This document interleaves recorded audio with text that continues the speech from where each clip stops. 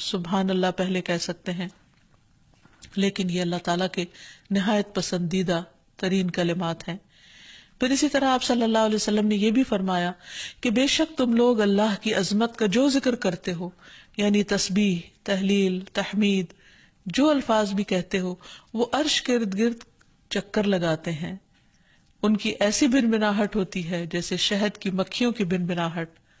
وہ اپنے کہنے والے کا ذکر اللہ کے ہاں کرتے ہیں، کیا تم نہیں چاہتے کہ اللہ کے ہاں تمہارا ذکر ہوتا رہے؟ تو اس سے پتہ چلتا ہے کہ انسان اگر یہ چاہتا ہے کہ اللہ سبحانہ وتعالیٰ کے ہاں اس کا ذکر ہو، تو اس کو چاہیے کہ دنیا میں وہ کثرت کے ساتھ تسبیح کرے، کیونکہ تسبیحات کا پڑھنا تمام چیزوں سے بہتر ہے۔ ابو ہریرہ کی روایت میں آتا ہے کہ رسول اللہ صلی اللہ علیہ وسلم نے فرمایا، سبحان اللہ والحمد للہ ولا الہ الا اللہ واللہ اکبر، کہ اللہ پاک ہے اور سب تعریفیں اسی کے لیے ہیں، اللہ کے سوا کوئی معبود نہیں اور اللہ سب سے بڑا ہے۔ یہ کہنا میرے نزدیک ہر اس چیز سے محبوب ہے جس پر سورج طلوع ہو، یعنی بڑے بڑے سونے چاندی کے ڈھیر سے بھی زیادہ پسندیدہ تھا نبی صلی اللہ علیہ وسلم کے نزدیک ان کلمات کا ذکر کرنا، ورد کرتے رہنا۔ پھر اسی طرح یہ کلمات جو زبان پر بہت ہلکے ہیں اور میزان میں بہت بھاری ہیں اور الرحمن کو بہت ہی پیارے ہیں، وہ ہے سبحان اللہ و بحمدہ، سبحان اللہ العظیم۔ پھر ایک بار تسبیح پڑھنے سے زمین و آسمان بھر جاتا ہے۔ رسول اللہ صلی اللہ علیہ وسلم نے فرمایا، طہارت نصف ایمان کے برابر ہے، اور الحمدللہ کہنا میزان کو بھر دیتا ہے۔ سبحان اللہ اور الحمدللہ کہنے سے زمین و آسمان کے درمیانی فضا بھر جاتی، یعنی کتنا فاصلہ ہے زمین و آسمان کے بیچ کا، لیکن انسان کیا اس کے لیے بھی اس کو کچھ مشکل ہے کہ اللہ سبحانہ وتعالیٰ کی محبت کے ساتھ پاکی بیان کرے اور تسبیح کرے، جس کا ریوارڈ اتنا بڑا ہے اس کے لیے۔ آج دنیا میں انسان کو وہ نظر نہیں آتا، لیکن کل قیامت کو انسان ایک ایک نیکی کا محتاج ہوگا، تو وہاں اس کو اس کی قدر آئے گی۔ اس لیے بہتر ہے کہ آج اپنے لیے انسان ذخیرہ اور سرمایہ اکٹھا کر لے۔ پھر اسی طرح انسان جب تسبیح کرتا ہے تو اس کے گناہ بھی مٹتے ہیں، یعنی ایک طرف اس کی نیکیوں میں اضافہ ہوتا ہے اور دوسری طرف اس کے گناہوں کو جھاڑنے کا ذریعہ بنتا ہے۔ انس رضی اللہ عنہ کہتے ہیں کہ رسول اللہ صلی اللہ علیہ وسلم ایک ایسے درخت کے پاس سے گزرے جس کے پتے سوکھ چکے تھے، آپ نے اس پر لاٹھی ماری تو اس کے پتے جھڑنے لگے، پھر آپ نے فرمایا، الحمدللہ وسبحان اللہ ولا الہ الا اللہ واللہ اکبر سے اسی طرح گناہ جھڑتے ہیں جس طرح اس درخت کے پتے جھڑے ہیں۔ پھر اسی طرح یہ 100 اونٹوں سے افضل عمل ہے۔ نبی صلی اللہ علیہ وسلم نے فرمایا، جس نے سورج طلوع ہونے اور اس کے غروب ہونے سے قبل 100 بار سبحان اللہ کہا تو یہ اس کے لیے 100 اونٹوں سے بہتر ہے، یعنی اتنی بڑی کمائی اور نیکیوں کا اتنا بڑا ذخیرہ ہے۔ پھر اسی طرح تسبیح کے کچھ اور کلمات ہیں کہ جن سے آسمان کے دروازے کھل جاتے ہیں۔ ابن عمر کہتے ہیں کہ ہم رسول اللہ صلی اللہ علیہ وسلم کے ساتھ نماز پڑھ رہے تھے کہ جماعت میں سے ایک آدمی نے کہا، اللہ اکبر کبیرہ والحمد للہ کثیرا وسبحان اللہ بکرۃ واصیلا، تو رسول اللہ صلی اللہ علیہ وسلم نے فرمایا، اس طرح کے کلمات کہنے والا کون ہے؟ جماعت میں سے ایک آدمی نے عرض کیا، اے اللہ کے رسول، میں ہوں۔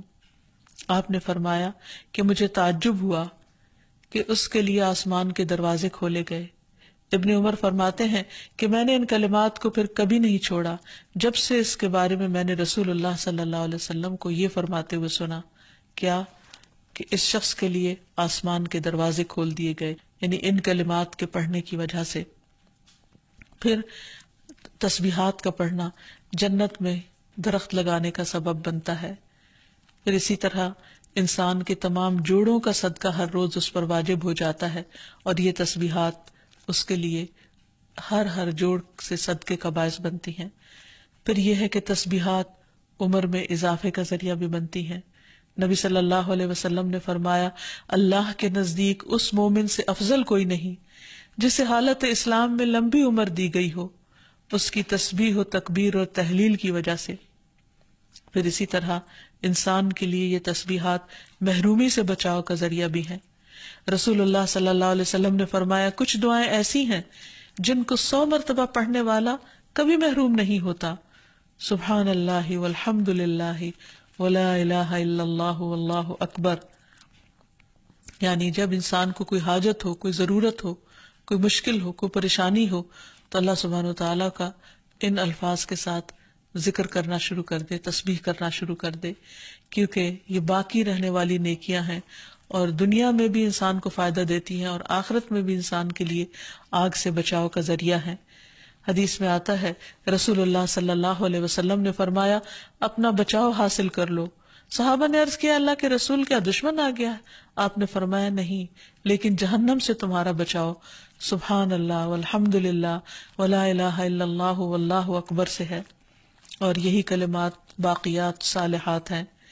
پھر اسی طرح دل کی گھٹن اور سینے کی تنگی کا علاج بھی تسبیح میں ہے. پریشانی، ڈر اور خوف کو دور کرنے کا ذریعہ بھی تسبیحات ہیں. تو ہر موقع کی مناسبت سے انسان کو تسبیح کرتے رہنا چاہیے.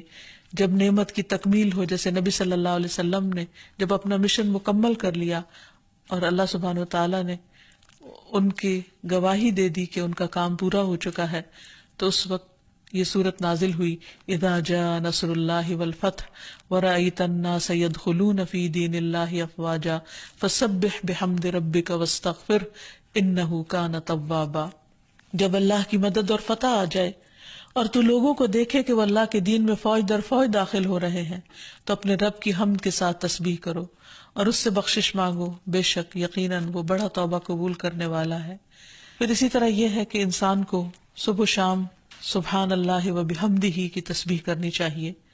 جو ایسا کرے اس کے تمام گناہ معاف کر دیے جاتے ہیں، خاص سمندر کی جھاگ برابر ہی کیوں نہ ہو.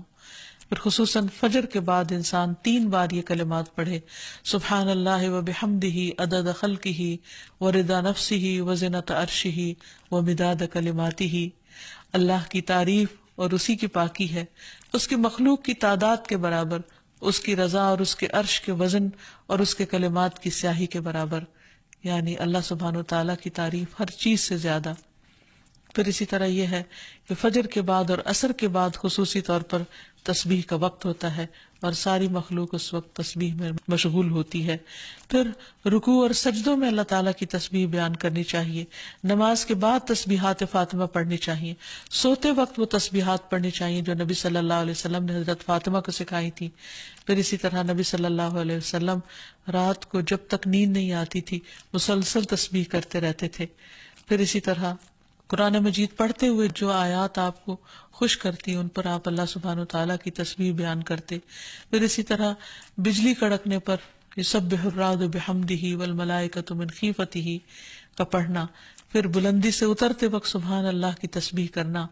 پھر جب کوئی چیز انسان کو فیسینیٹ کرے، تعجب ہو، کوئی چیز حیران کرے یا اچھی معلوم ہو، اس وقت سبحان اللہ کہنا. یہ تمام چیزیں سنت سے ثابت ہیں. اللہ تعالیٰ سے دعا ہے کہ وہ ہمیں ان لوگوں میں شامل کر لے جو اس کی تسبیح کرنے سے محبت رکھتے ہیں. وآخر دعوانا ان الحمد للہ رب العالمین. السلام علیکم ورحمۃ اللہ وبرکاتہ. ولم أكن بدعائك